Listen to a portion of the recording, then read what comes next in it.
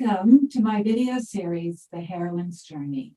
I'm Susanna Liller, and it's time to find your happiness. We've been talking about threshold guardians. This is my 12th video in this series, and I'm very excited to tell you this time about where we find the threshold guardians in stories and particularly in movies, because we encounter them ourselves internally, those voices in our heads that are warning us when we're getting ready to start something new, or people around us that are cautioning us not to leave, not to go, not to try. But they're also in our culture around us, in our literature and in our movies. And remember that this pattern, this story pattern, the hero's journey, the heroine's journey, has been with us in storytelling for thousands of years. And because it's really a handbook for life, I've already told you that it's good to know about threshold guardians, because when bad things happen, which they will, it might be because you're believing what these threshold guardians are saying, and it's throwing you off your course. So I want to give you an example. There is a writer, and his name is Christopher Vogler, and he wrote this terrific book called The Writer's Journey. And Christopher Vogler is important in any student of the heroine's or the hero's journey, because he really helped to bring it into popular culture. So Joseph Campbell certainly did that. But then what Vogler did, he was a story writer for Disney. And he was researching all these stories and movies and began to see a recurring pattern. And he was able to connect the dots to this is the hero's journey.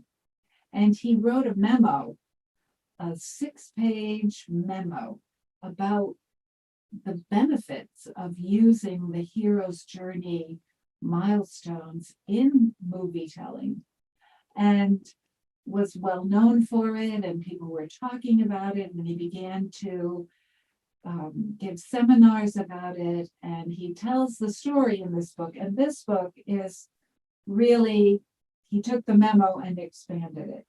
And one thing I particularly like about it, I've told you that I love to trace the heroine's journey in Dorothy's story in The Wizard of Oz, and he does the same thing. He also found that a very appealing story to teach the hero's journey. And he says the same thing that I say, because just about everybody knows that story. So he was teaching it, and he shares a great example about threshold guardians when he tells his story about how he was scheduled to do a big seminar workshop for a class at UCLA with several students. And he had scheduled it, the word was out, and then a critic wrote in a newspaper, one of the newspapers in California, about him and about this whole hero's journey thing, that it was just a moneymaker for movie studios, and called it a quick bucks formula. And it was about the time that George Lucas was doing the movie Willow, and it was like an upsetting thing for our Christopher Vogler just before the seminar to hear that, oh, what am I doing? Is it true what this guy is saying, that I'm stealing the creativity of Hollywood screenwriters? They're all using this formula to make money quickly, and all kinds of warnings and worries and thoughts were coming into his head. And then a friend of his said, hey, Chris, you just wrote this memo that we've all been reading and found so much good in it. And isn't this what you were talking about, like a threshold guardian? And he went, of course. Here I am getting ready to really do more with this approach that I've been developing and sharing and teaching in a bigger way at UCLA. And the Threshold Guardian, in the form of this writer, this critic, newspaper critic, shares this article, and I'm thrown. And so he said, okay, what am I going to do about this? How am I going to deal with this Threshold Guardian? And you can deal with them. You can avoid them. You can recognize them and say, I'm going to stay 50 feet away from this person. Or you can maybe integrate them, which is what he chose to do. And so what Christopher Vogler did was invited him to be part of the panel in this discussion about the hero's journey at UCLA. And he said it made it even richer than it would have been. They got into a great discussion. Things came up that he learned.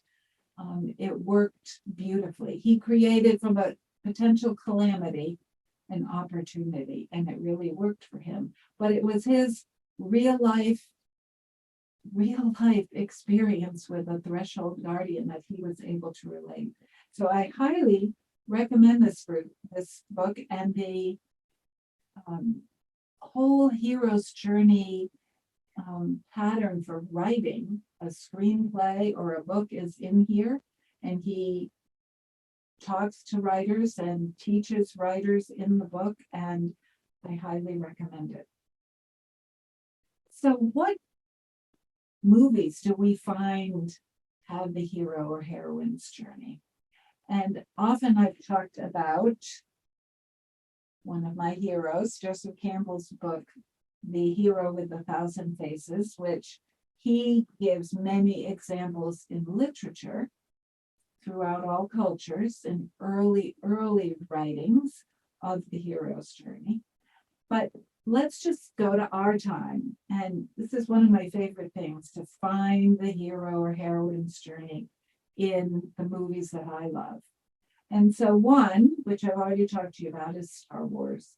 I've talked to you about Luke Skywalker getting the call to go help and join the resistance. Obi-Wan Kenobi is his mentor, and he goes with him and says, we have to go find transport. And they go to the plant, they have to go to Alderaan, and so they're trying to find transport there. And they go to this crazy bar, the cantina, where all kinds of Threshold Guardians are there, looking scary enough that would turn any hero away from his adventure. But that's where they meet Han Solo, and they get off to a scary start because of the people chasing Han Solo. But that's one of the first Threshold Guardian experiences in Star Wars. And then there's The Hobbit, and I talked to you about The Hobbit. There's Bilbo getting his call when Gandalf knocks on his beautiful painted green door and says, we need a burglar and you're the one. And Bilbo refuses the call. I'm not a burglar. I just want to stay here in my quiet little Hobbit home in Hobbiton and leave me alone. But the dwarves come, the dwarves sing an amazing song about misty mountains, and his adventure spark gets lit. He decides to go. But what are the Threshold Guardians for Bilbo? Well, right away they meet these crazy trolls that they end up being turned into stone. I think it's Gandalf that does that. But almost roasts Bilbo and some of the dwarves, and was planning on eating them. So that's pretty scary Threshold Guardians. And they meet spiders, they meet goblins, all kinds of Threshold Guardians to come and try to stop them from meeting their goal. The Matrix is another one of my favorite movies, and Neo is our hero. He starts at a very ordinary life, working in an office in cubicles with many other just doing the same thing, but he gets a call follow the white rabbit, and he learns about what he could do, how he could leave the matrix. And it's all about the red pill or the blue pill, and testing him, Morpheus, his mentor. Are you committed to this adventure? Are you going to swallow one of these? Testing the hero. And then the movie The Croods, which is animated about a caveman, cave person family.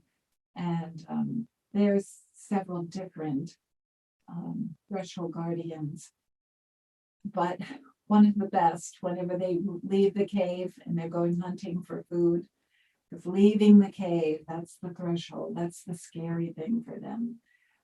Their comfort zone is the cave, and the father is the threshold guardian. The father wants them to stay in the cave, but there's this crazy Chunky, the death cat, that tries to eat them every time they leave. So another threshold guardian. Then Moana, beautiful heroine's journey. And Moana gets a call from the ocean, and it's her mom, Sina, who wants her, she just wants to keep her safe, wants to protect her, just stay in the village, just doesn't want to let her know how she can get a boat in the big cave, and just wants to keep her safe. Sleepless in Seattle, there's the son, Jonah, who wants his dad to hook up with, find and meet Meg Ryan, who he hears over the radio. But his dad is going out, trying other, going on blind dates, and he's very upset about it. And of course, this reminds me, I had a similar experience with my son. Not that I was, not that anybody was listening to the radio or had matched me up with anyone, he hadn't. But he didn't like it when I started going out and after my divorce. And so I would be maybe having someone over for dinner, and he would go in his room, and I'd hear crashing and the breaking of glass, and go in there, and he was breaking light bulbs in an effort to dissuade me from entertaining whoever I was entertaining. So he was definitely a threshold guardian, my son, for me for a while. In The Little Mermaid, Ariel's dad, King Triton, didn't want her to go out of the ocean, go to the surface. He wanted also to keep her safe. So often, and it's the same with our parents, keep them safe. And it can keep us from, and we can internalize that. So even as adults, we're thinking, oh, we have to be safe. We can't listen to our call. We can't do whatever it is we plan on doing, that big goal, that big dream that I have. That won't be safe. And again, we don't know. Think of the farmer. Maybe. One more, Raiders of the Lost Ark.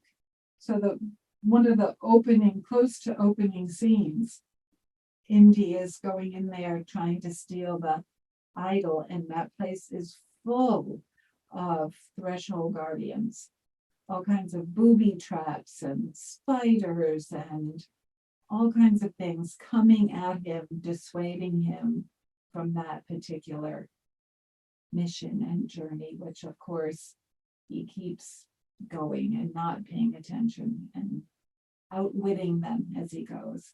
And finally, maybe let's talk about Dorothy. She's in Oz. And what kind of threshold guardians does she face there?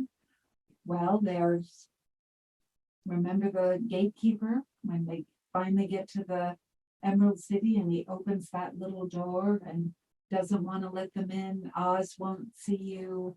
They have to wait around. Certainly those trees that threw apples at them. Lots of threshold guardians. Scary things, the monkeys on that journey. So here we are, learning that this is an accepted part of your journey when you commit to answering your call. So you should know it's going to happen. And you've learned how you can look at what's in your circle and make a decision whether or not you want that in your circle or you want to take it out. Do you want to keep saying to yourself, I'm not smart enough, I'm not good enough, I don't know enough? Or do you want to replace it with, this is perfectly suited to my skills and abilities. I can do this. You get to choose. But again, they're going to appear. And I want to just read to you because I think it's rather poetic from The Hero with a Thousand Faces. What Joseph Campbell, how he writes about the threshold guardians. The hero goes forward in the adventure until he comes to the threshold guardian at the entrance to the zone of magnified power, which is where the threshold is, whereas your threshold is because you're answering your call to grow and evolve. Such custodians bound the world in four directions, also up and down, standing for the limits of the hero's present sphere or life horizon. He's in a comfort zone. He's limited. He's getting ready to expand those limits. But right now, those threshold guardians are the boundaries. Beyond them is darkness, the unknown, and danger. Just as beyond the parental watch is danger to the infant, and beyond the protection of his society, danger to the member of the tribe. And your tribe might be telling you, whoa, you're not leaving. It's going to make danger for us. The usual person is more than content. He is even proud to remain within the indicated bounds. And popular belief gives him every reason to fear so much as the first step into the unexplored. But dear heroine, you're not the usual person. Your call is so strong that you are going to respond to it. And it's not good enough for you to stay in a limited boundary out of fear. So make friends with your threshold guardians, either outwit them, outpace them, or like Christopher Vogler, have them join you and keep going on your journey. And you are so brave. Thank you for being with me on the journey. And remember, the bottom line always, you are a heroine. And I invite you to find me on Instagram and check out my website, susannaliller.com. And I hope you'll keep watching. Thank you.